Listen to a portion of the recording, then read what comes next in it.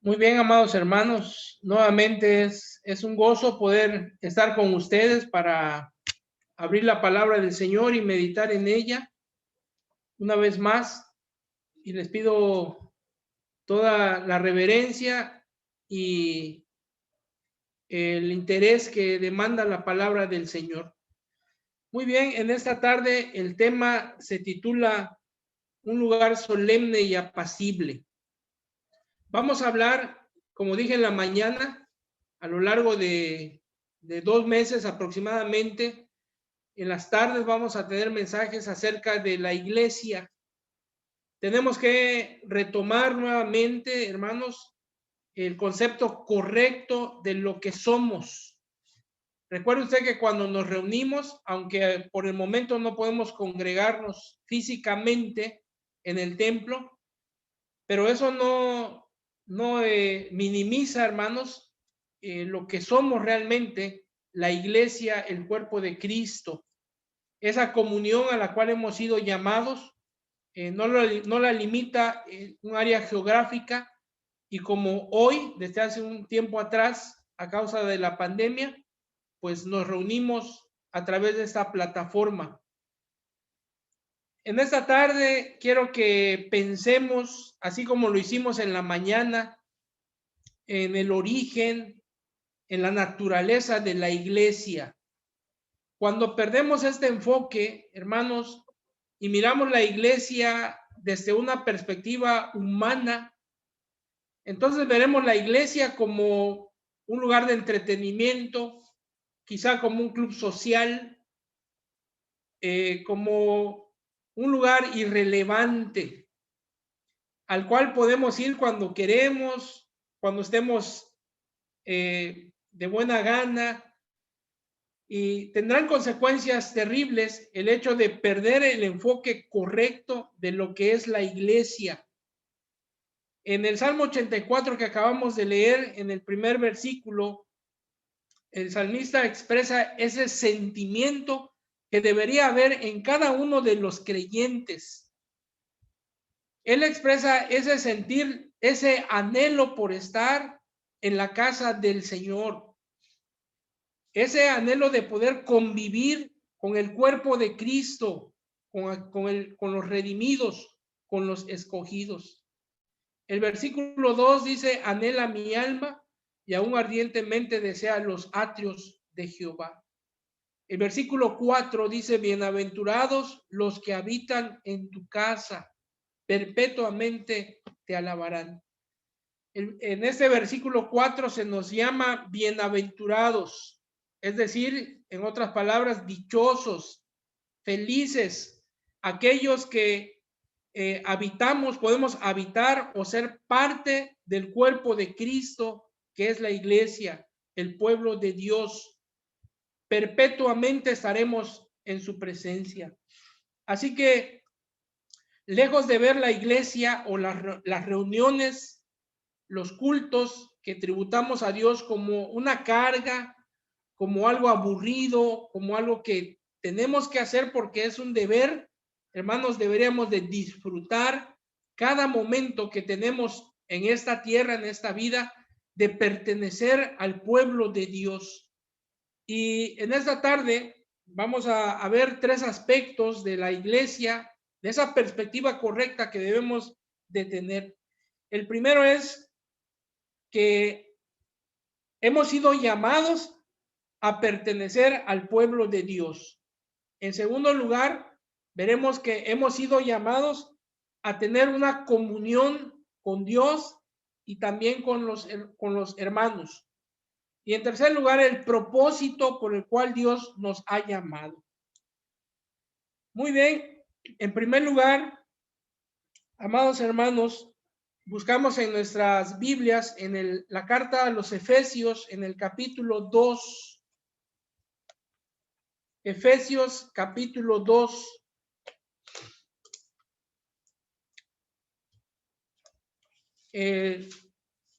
Y vamos a citar algunos versículos de este capítulo, Efesios capítulo 2, versículos del 1 al 3.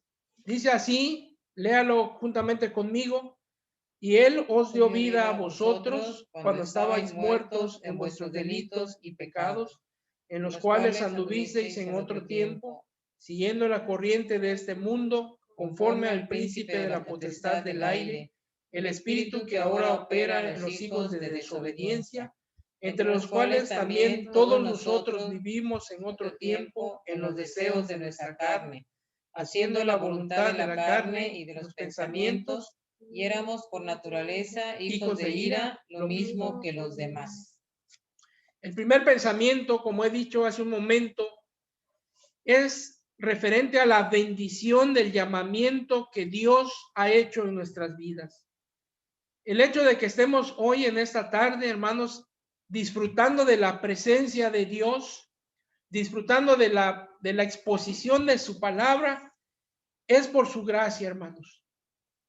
Sabemos, de acuerdo a las Escrituras, que nadie nace siendo un hijo de Dios, que nadie nace siendo salvo, obteniendo la bendición de la salvación y vida eterna, nada más por herencia, porque mi abuelo fue cristiano, porque mis padres son cristianos.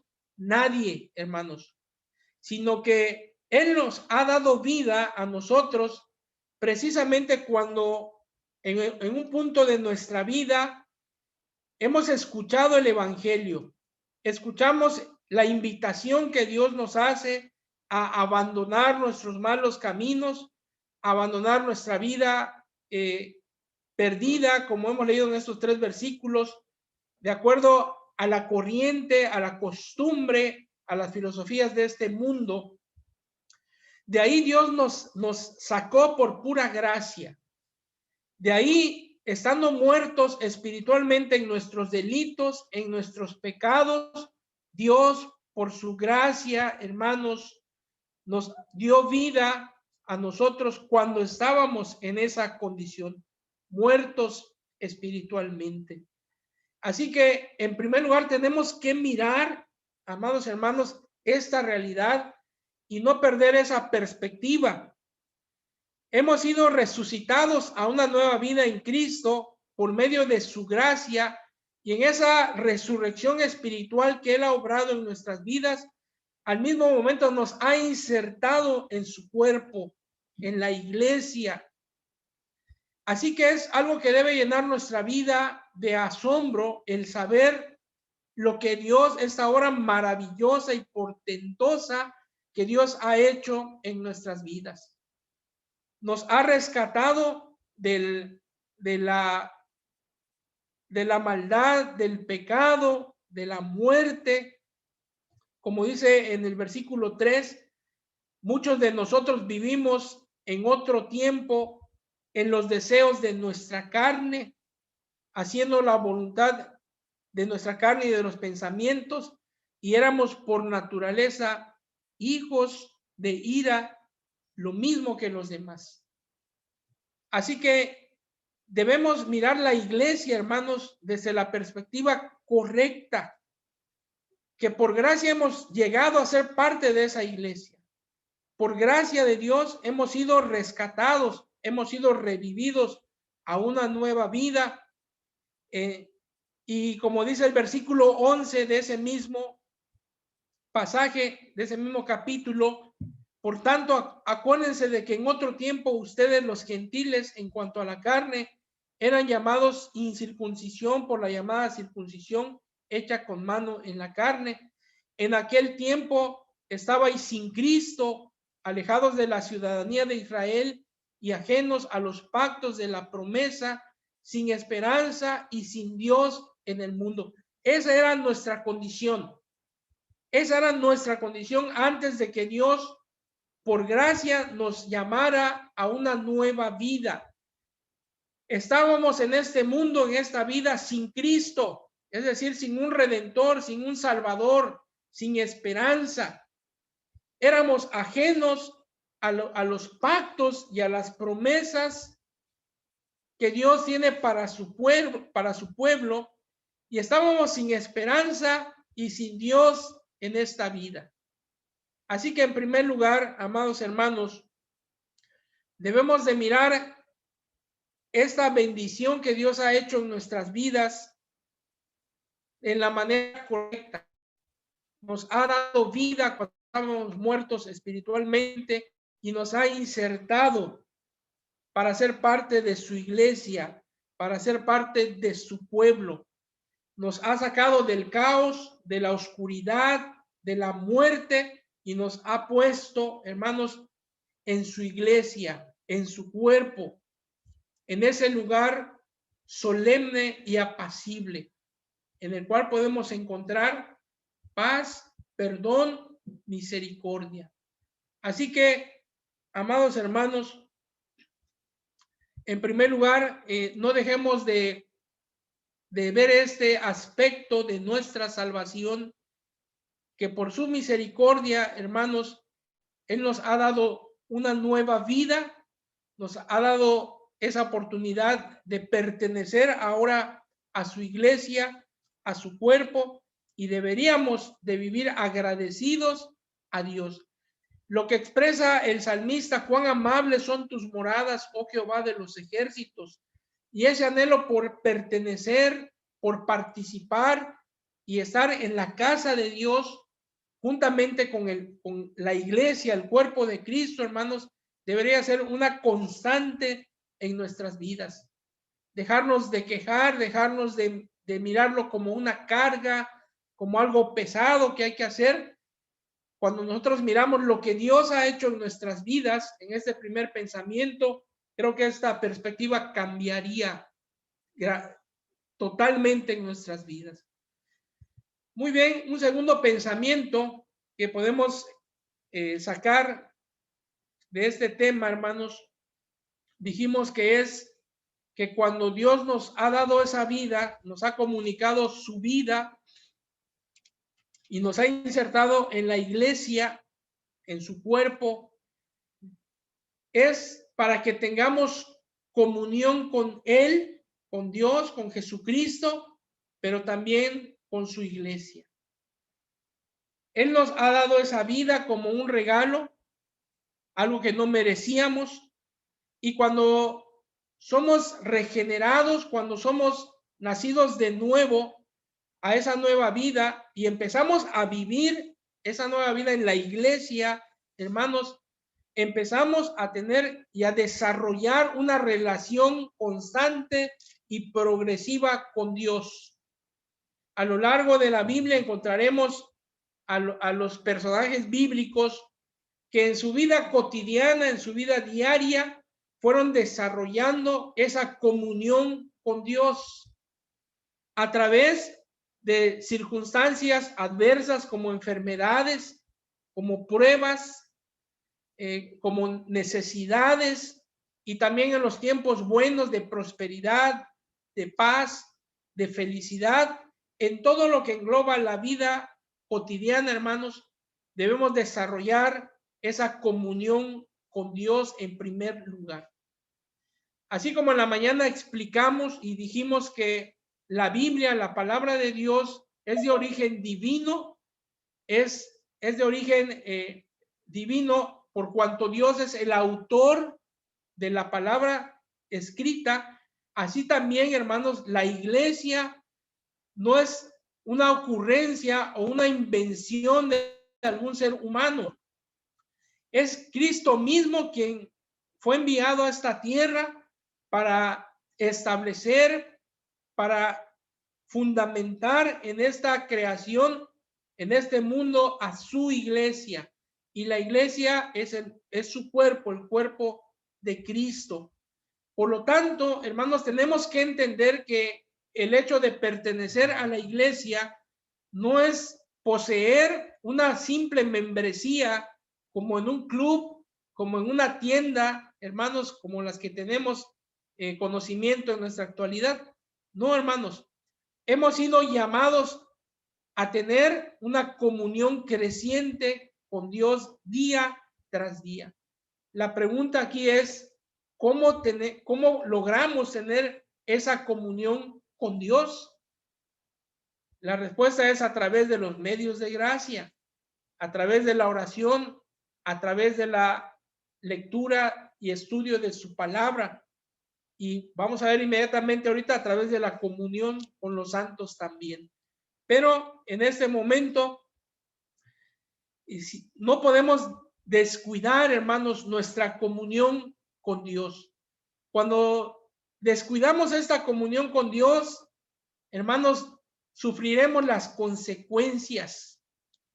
En el libro de San Juan, el Evangelio de San Juan, capítulo 15, cuando Jesús habla de que Él es la vid verdadera y nosotros somos los pámpanos, Jesús establece un principio tajante para todo creyente, para todos los miembros de la iglesia, cuando dice, separados de mí, nada podréis hacer. Es un principio que no podemos ignorar o que aun cuando queramos minimizarlo y decir, no va a ocurrir nada si yo dejo de orar, si yo dejo de leer la Biblia, si yo dejo de congregarme, es mentira, hermanos. Sufriremos las consecuencias. Nuestra fe se irá enfriando gradualmente. Ya no tendremos ganas de congregarnos, no tendremos ganas de leer la escritura, de orar. Y cuando nos demos cuenta, amados hermanos, estaremos fuera del pueblo de Dios, fuera del redil. Por eso es necesario entender que hemos sido llamados, hemos sido injertados en la iglesia, el cuerpo de Cristo, en primer lugar, para tener relación con Dios, una relación continua, y debemos de cuidar esa relación día tras día. El otro aspecto de nuestro llamamiento, hermanos, es que hemos sido llamados a tener comunión los unos con los otros. Somos una comunidad de fe. Somos una comunidad cristiana. Somos un pueblo escogido por Dios. Y muchos creyentes, hermanos, se acercan a la iglesia con el pensamiento de tener únicamente relación con Dios, pero no quieren relacionarse con los demás hermanos, con los demás redimidos. Son un poco huraños, no quieren tener una relación con los demás creyentes. Pero vamos a ver con algún pasaje de la Escritura que no es así, hermanos, no es lo correcto. Hemos sido llamados, así como ya expliqué, para tener y desarrollar una relación con Dios. Así también es necesario desarrollar nuestra relación con nuestros hermanos. El libro de Hechos, capítulo 2, del verso 41 al 47,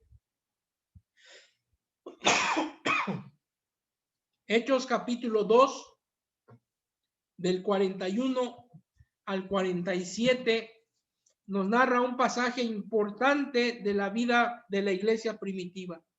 Dice, así que los que recibieron su palabra fueron bautizados y se añadieron aquel día como 3,000 personas. Y perseveraban en la doctrina de los apóstoles, en la comunión unos con otros, en el partimiento del pan y en las oraciones.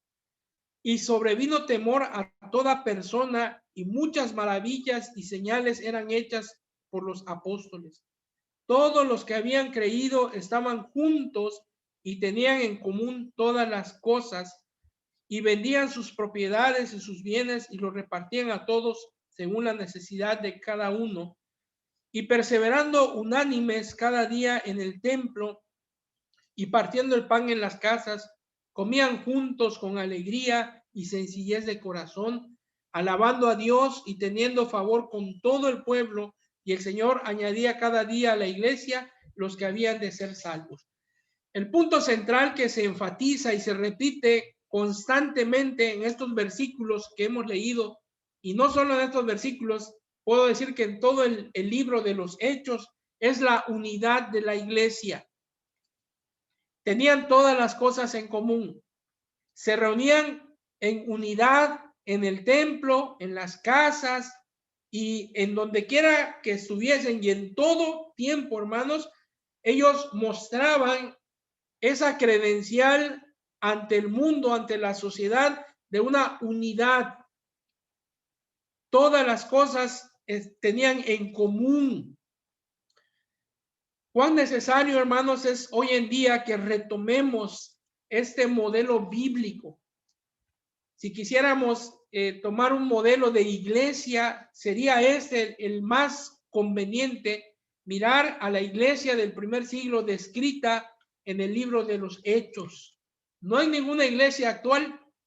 Muchas veces tendemos a poner los ojos, a fijar los ojos en esas iglesias o mega iglesias con un crecimiento tremendo, con luces, con instalaciones de primera.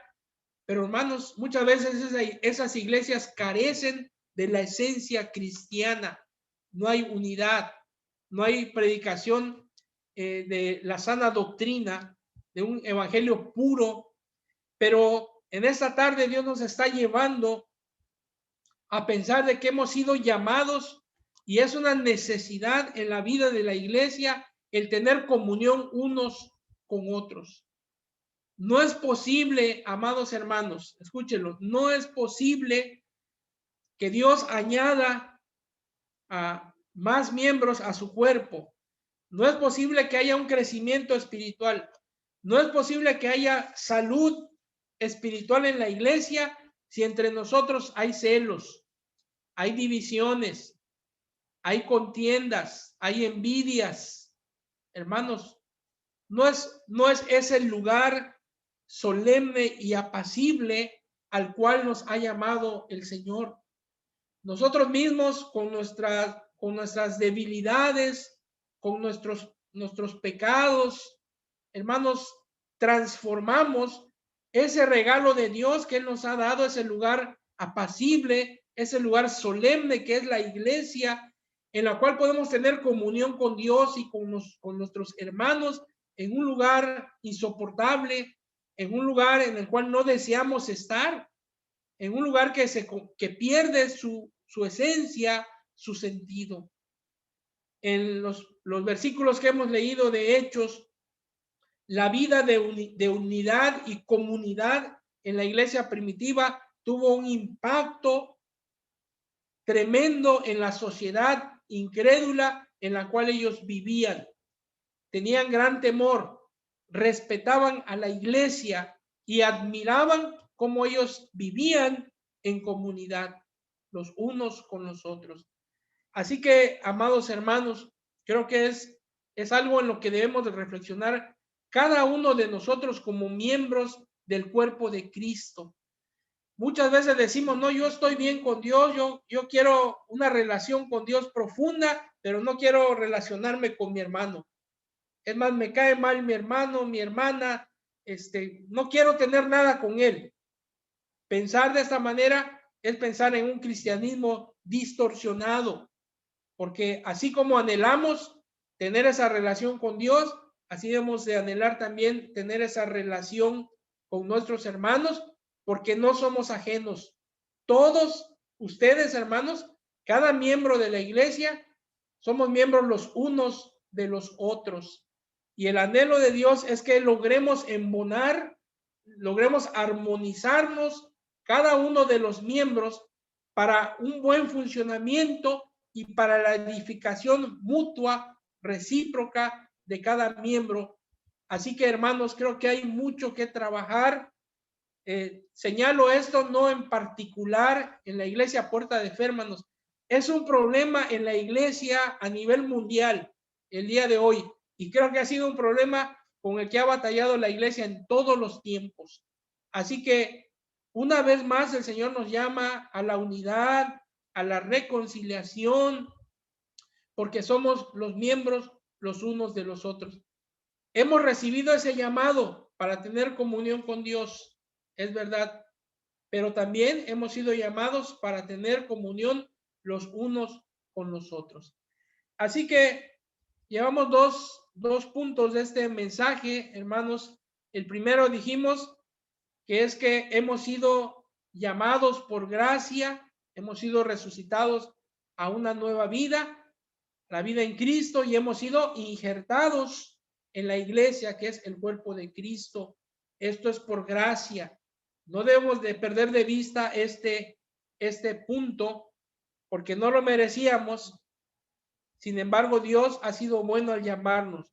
En segundo lugar, hemos visto, hermanos, que este llamamiento, esto que Dios ha hecho, es con el propósito de que tengamos una relación genuina con Dios, pero también una relación genuina con cada uno de los miembros de la iglesia. Por lo tanto, no nos veamos como enemigos, no nos veamos como personas no deseables, al contrario, trabajemos y procuremos vivir en unidad y en comunión los unos con los otros, porque esto agrada a Dios, porque esto manda el Señor, y como consecuencia, una segunda consecuencia, podremos tener ese impacto en la sociedad que nos rodea, ese impacto positivo en el cual ellos vean esa unidad y comunidad y ellos deseen acercarse a la iglesia, y no como ha ocurrido hasta hoy, como muchos incrédulos dicen: ¿yo qué voy a ir a hacer a esa iglesia? Estoy mejor aquí. Ve cómo están ahí, de la greña, están peleándose, están en problemas, déjenme así mejor. Hay que revertir esto, amados hermanos, y creo que es algo en lo que debemos de trabajar con toda seriedad. Un tercer aspecto que quiero señalar en esta tarde es el propósito que Dios persigue en este llamamiento que hemos estado analizando. Llamamiento a una nueva vida, llamamiento a una comunión con Dios, llamamiento a una comunión entre los miembros de la iglesia. Hay un propósito que Dios está persiguiendo, hermanos. Un propósito que quizá hemos dejado de ver. Quizá nos reunimos, nos congregamos por costumbre, porque hay que hacerlo, porque si no me conecto, si no asisto, ¿qué van a decir los hermanos? Esa es nuestra perspectiva, pero la perspectiva de Dios es sumamente diferente, hermanos. En la primera carta del apóstol Pedro, en el capítulo 2, busquemos la cita, hermanos, primera de Pedro, capítulo 2, versículos 4 y 5, primera de Pedro, capítulo 2, versículos 4 y 5, se nos aclara el propósito que Dios está persiguiendo al hacer ese llamado a nuestras vidas. Dice el versículo 4 y 5, acercándonos a Él, piedra viva, desechada ciertamente por los hombres, mas para Dios escogida y preciosa. Vosotros también, como piedras vivas, sed edificados como casa espiritual y sacerdocio santo, para ofrecer sacrificios espirituales aceptables a Dios por medio de Jesucristo. ¿Qué le parece? Esa es la perspectiva de Dios de su iglesia. Así es como nos mira el Señor, el dueño, la cabeza de la iglesia, que es Cristo Jesús. Nos hemos acercado a Él, dice el versículo 4, lo que ya hemos explicado en los dos puntos anteriores. Nos hemos acercado a Él, que es la piedra viva, esa piedra angular que fue desechada por los hombres, que fue crucificado ahí en la cruz del Calvario, pero para nosotros, para Dios, es esa piedra escogida y preciosa, esa piedra angular, necesaria en la vida de la iglesia y necesaria en nuestras vidas. Nosotros también, amados hermanos, tenemos que entender y vernos como esas piedras vivas que estamos siendo edificados por Dios para construir, para levantar una casa espiritual y un sacerdocio santo.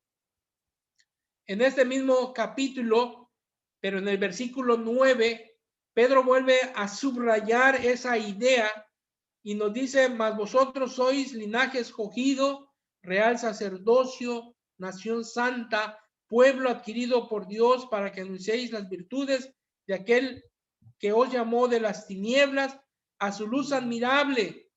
Ustedes que en otro tiempo no eran pueblo, pero ahora son el pueblo de Dios, que en otro tiempo no habían alcanzado misericordia, pero ahora habéis alcanzado misericordia. Hermanos, esta es nuestra situación ante los ojos de Dios. Esta es la perspectiva de Dios de su iglesia.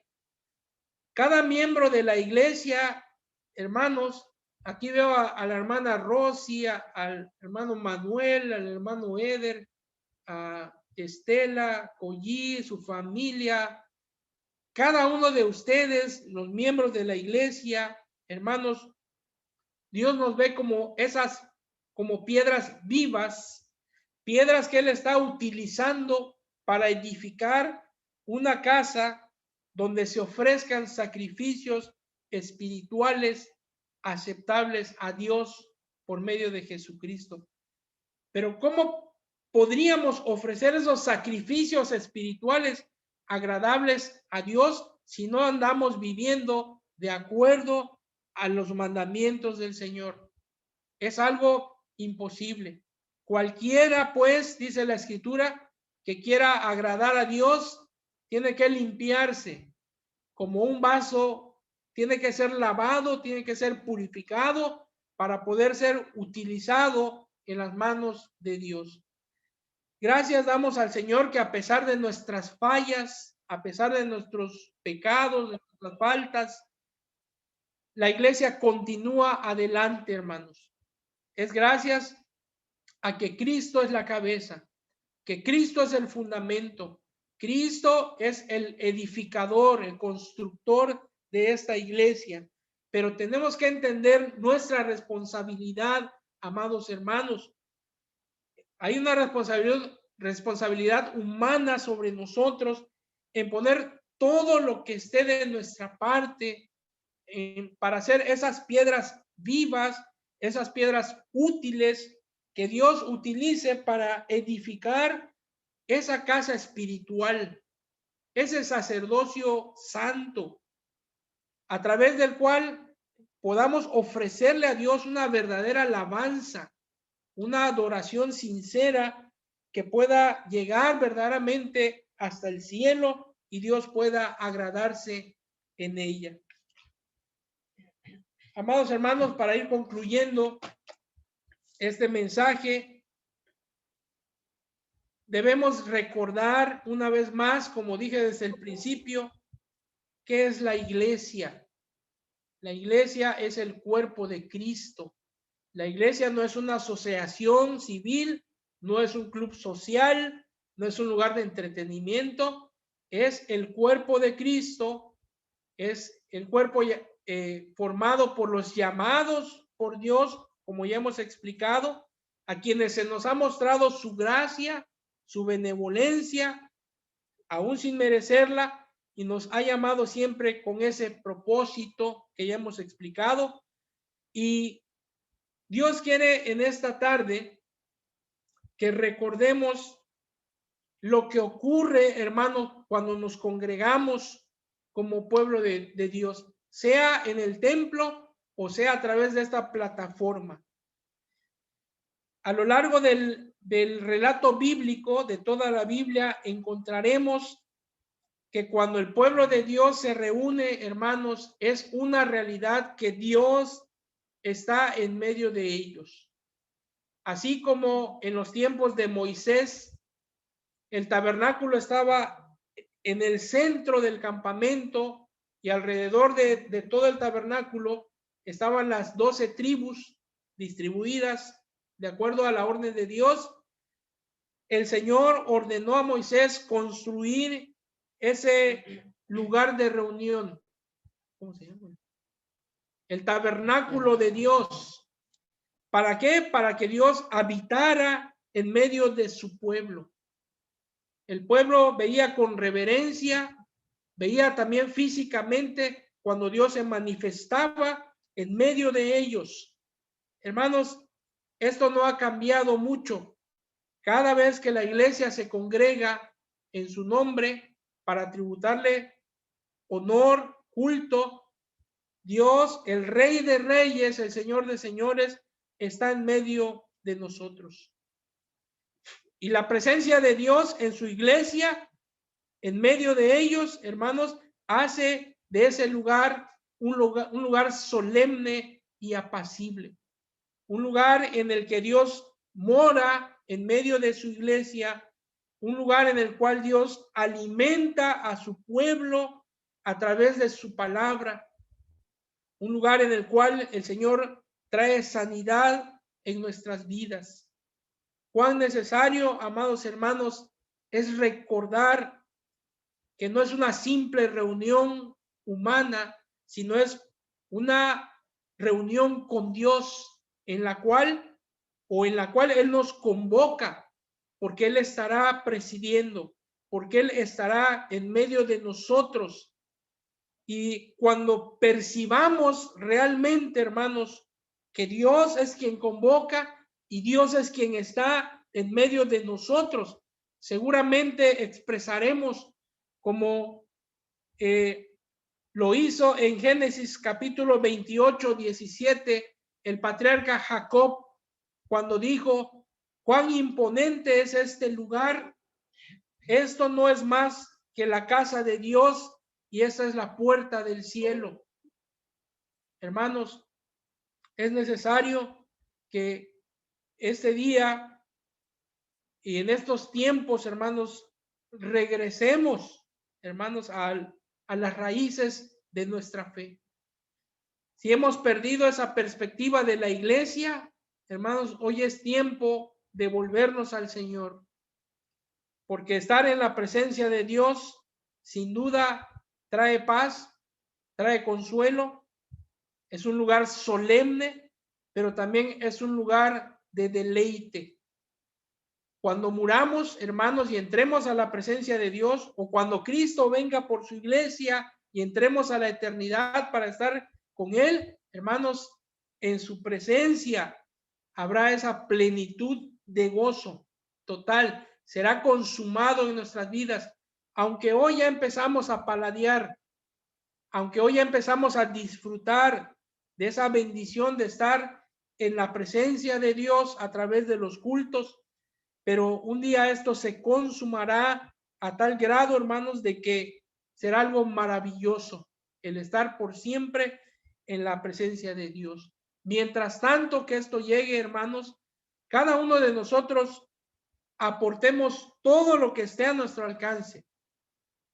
Pongamos todo lo que esté en nuestra parte para que la iglesia, el cuerpo de Cristo, de acuerdo a la explicación que hemos dado en esta tarde, pueda ser en esta tierra un lugar solemne y apacible, un lugar en el cual podamos hallar descanso, no por nosotros, sino porque el Rey de Reyes, el Señor de Señores, está en medio de nosotros y en su presencia, de acuerdo al Salmo, hay plenitud de gozo. Él es el único que puede darnos esa paz que el mundo no puede darnos, la paz como Él solamente nos la puede dar. Así que, amados hermanos, amemos la iglesia. Deseemos tener esa relación con Dios, pero también procuremos una buena relación entre nosotros mismos. Si hay algo que limar, si hay algo o hay que pedir perdón, hermanos, hagámoslo. No somos cualquier gente, somos el pueblo de Dios, somos un sacerdocio santo, somos una nación santa y debemos de vivir de acuerdo a nuestro llamamiento. Que el Señor bendiga su palabra en esta noche y recuerde usted que no son los oidores los que agradan a Dios, sino los hacedores de la palabra. Y si en esta tarde el Señor nos ha exhortado a alguno de nosotros, nos ha hecho reflexionar, hermanos, hagámoslo conducente y busquemos siempre el bien y lo mejor para la casa de Dios y que nuestra iglesia, hermanos, Puerta de Fe, pueda llegar a ser un lugar solemne y apacible donde reine el Señor. Que Dios bendiga su palabra.